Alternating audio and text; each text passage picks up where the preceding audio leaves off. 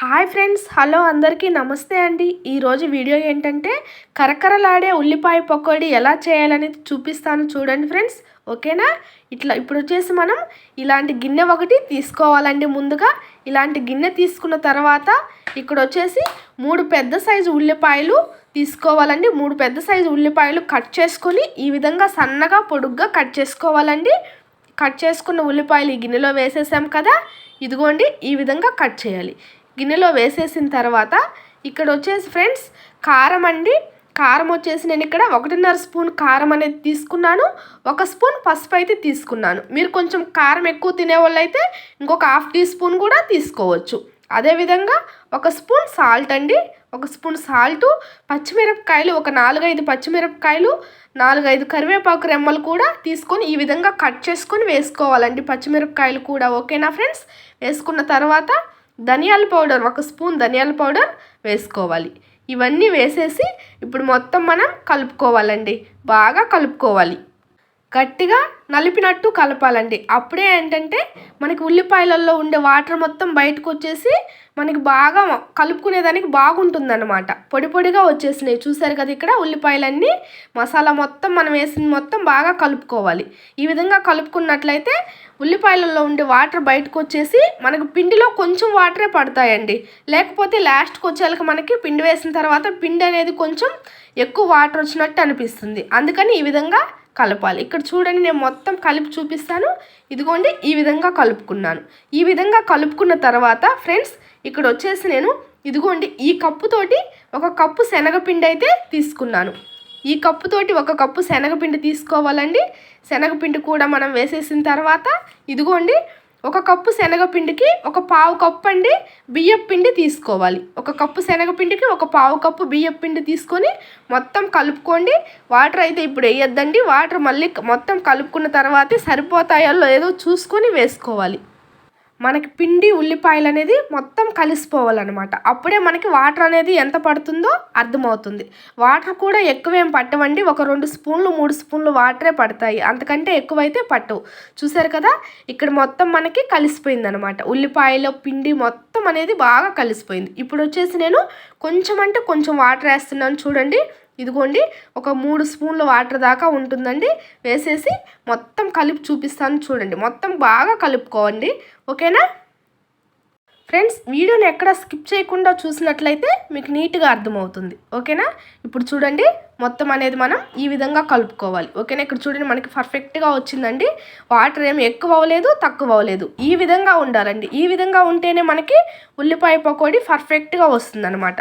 Friends ఈ విధంగా కలుపుకున్న తర్వాత ఇప్పుడు మనం మూత పెట్టేసుకొని పక్కన పెట్టేసుకుందాం. ఒక 2 నిమిషాలు మూత పెట్టేసుకొని పక్కన పెట్టేసుకున్న తర్వాత ఇదిగో చూడండి ఇక్కడ నేను పక్కన పెట్టేస్తున్నాను.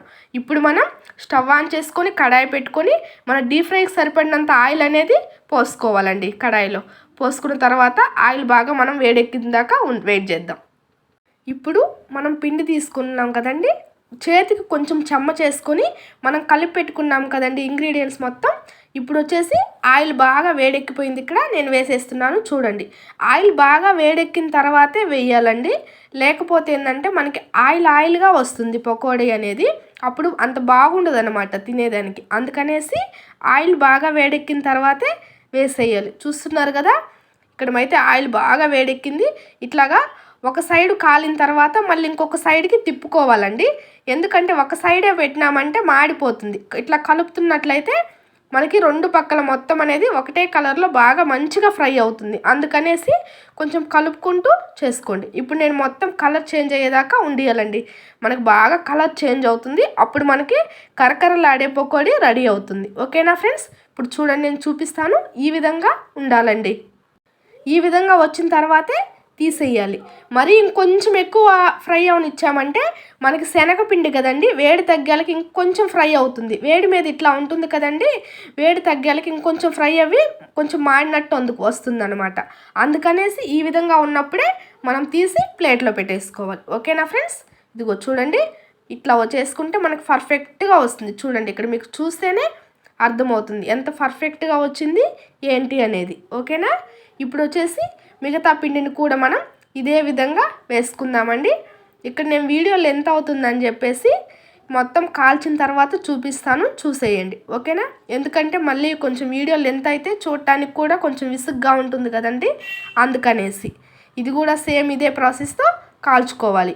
మొత్తం కాల్చి చూపిస్తాను. ఇదిగోండి మొత్తం కాల్చేసానండి ఇక్కడ. ఇదిగోండి చూడండి ఎంత బాగా వచ్చిందంటే మనకు అంత పర్ఫెక్ట్గా వచ్చిందండి.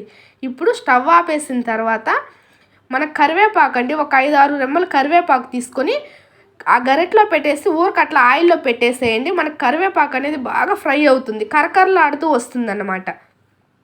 పకోడీలోకి ఈ విధంగా కరకరలాడుతూ ఉంటే కరివేపాకు చాలా బాగుంటుంది తినేదానికి. ఓకేనా ఫ్రెండ్స్?